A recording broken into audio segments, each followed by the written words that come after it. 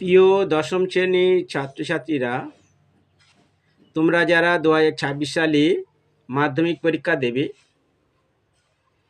তোমাদের এপ্রিল মাসে প্রথম সাবমেটিভ পরীক্ষা হবে।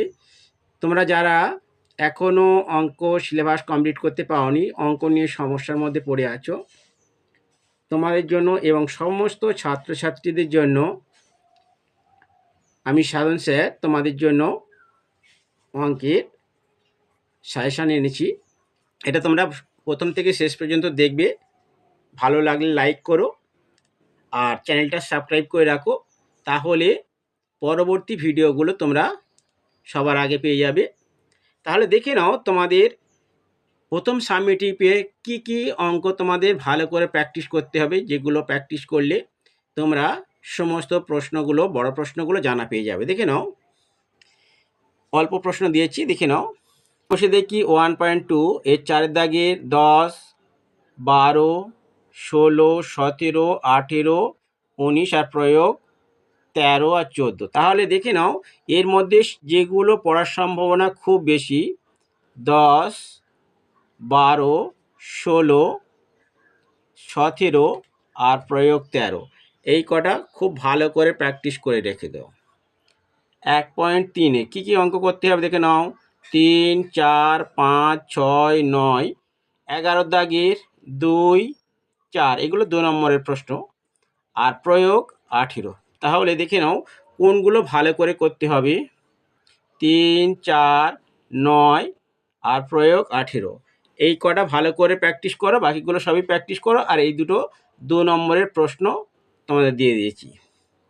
আচ্ছা দেখে নাও 1.5 কী করতে হবে। 8-এর দাগে 4, 9, 11, 3-এর দাগে 3, 13-এর দাগে 2, 3, 4 আর প্রয়োগ 39।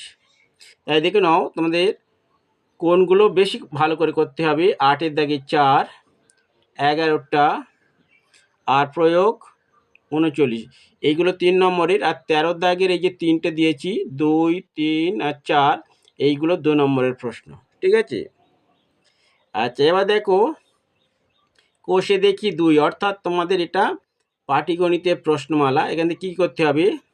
13, 14, 19, 20, 22-এর দাগের এগুলো 2 নম্বরের প্রশ্ন। 1, 2, 4 আর প্রয়োগ থাকছে কী করতে হবে। এই 25, 29, 30 আর 33।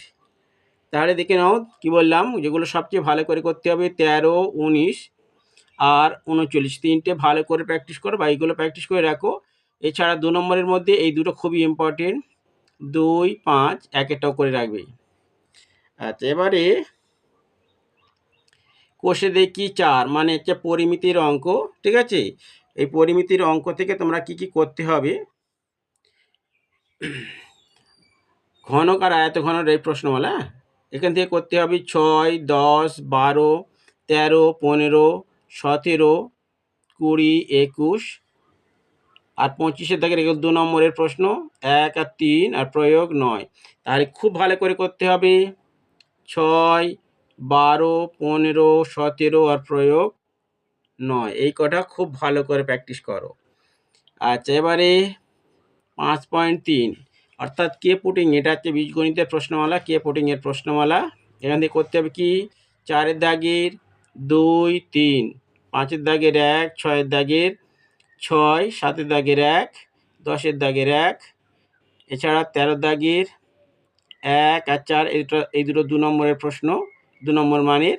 এছাড়া প্রয়োগ 61, 65 আর 63, খুব ভালো করে প্র্যাকটিস করতে হবে। 4-এর দাগের 2, 3 আর 10-এর দাগের 1, আশা করা যায় 3টের মধ্যে জানা পড়ে যাবে। আর এছাড়া তোমাদের প্রয়োগ ভালো করে করবে এই দুটো 61 আর 63, তাহলে তোমরা একটা 3 নম্বর মানে কে পুটিংয়ের অঙ্ক জানা পেয়ে যাবে। আর 2 নম্বর মানে যে দুটো দেওয়া আছে এখানে 1 আর 4, এই দুটো ভালো করে প্র্যাকটিস করে রাখো। এবার 6.1 পাটিগণিতের অঙ্ক, এটা মানে চক্রবৃদ্ধি সুদের যে প্রশ্নমালাটা আছে সেটার। এখান থেকে করতে হবে 17, 19, 20, 23, 25 আর 18, প্রয়োগ 18। ভালো করে প্র্যাকটিস করতে হবে। 17, 25 আর প্রয়োগ 18। আচ্ছা, এবারে আছে কোষে দেখি 6.2 অর্থাৎ সমহার বৃদ্ধি। এখান থেকে কী করতে হবে? 7, 9, 12, 15 শতদাগের 1 আর এখানে আছে 4 প্রয়োগ 26। এখানে ভালো করে করতে হবে। 7, 12, 15 আর 26 এই কটা করতে হবে প্রয়োগ 26টা। আচ্ছা, এবারে তোমাদের লম্ববৃত্তাকার চোঙ এখানে করতে হবে 8, 10, 11, 13, 14, 20 20 দাগের 1, 2 আর 4। খুব ভালো করে প্র্যাকটিস করতে হবে। 10, 13, 14 তিনটে করলে আশা করা যায় জানা পেয়ে যাবে। একটা 4 নম্বরের প্রশ্ন আর 2 নম্বরের মানের 1 আর 4 খুব ইম্পর্টেন্ট। আচ্ছা, এবারে 9.3 অর্থাৎ করণীর অঙ্ক। করণীর অঙ্ক থেকে অবশ্যই তোমরা জানা পেয়ে যাবে। দেখে নাও কী করতে হবে। 2 দাগের বি সি, 6 দাগের 1, 8, 9 আর 11 দাগের 1, 2 আর প্রয়োগ 33 আর 35। তাহলে ভালো করে করতে হবে। 2 দাগের এই দুটোই করবে, তার মধ্যে সেটা খুবই ইম্পর্টেন্ট। এছাড়া তোমার হচ্ছে 6 দাগের 1-এরটা ভালো করে করো, 9-এরটা ভালো করে করো আর 11 দাগের 1, 2 এইগুলো ভালো করে প্র্যাকটিস করো, তোমরা করণীর অঙ্ক জানা পেয়ে যাবে। আচ্ছা, এবার তোমাদের দেওয়া আছে উপপাদ্য। তোমাদের উপপাদ্য পরীক্ষায় হবে, এবারে পরীক্ষাতে পড়বে। দেখে নাও কী কী তোমরা করবে। 32, 33 এই দুটো করলে একটা জানা পাবে, অথবা 33, 38 এই 35, 38। তাহলে প্রথম দুটোর মধ্যে একটা পড়বে আর 35 আর 38-এর মধ্যে একটা করবে। ঠিক আছে, তাহলে সেইভাবে তোমরা প্র্যাকটিস করে নাও। করলে তোমরা উপপাদ্যটা জানা পেয়ে যাবে, 5 নম্বর পেয়ে যাবে। আচ্ছা, একটা প্রয়োগ পড়বে। প্রয়োগটা 3 নম্বর থাকে। সেটা কি করতে হবে? অল্প কটা দিয়েছি। 3.2 কোষে দেখি 3.2 এর 7-এরটা আর প্রয়োগ 10 এই দুটো করলে তোমরা জানা পেয়ে যাবে। তার মধ্যে প্রয়োগ 10-এরটা খুব ইম্পর্টেন্ট। কোষে দেখি 10 এটার প্রয়োগ কী পাবে?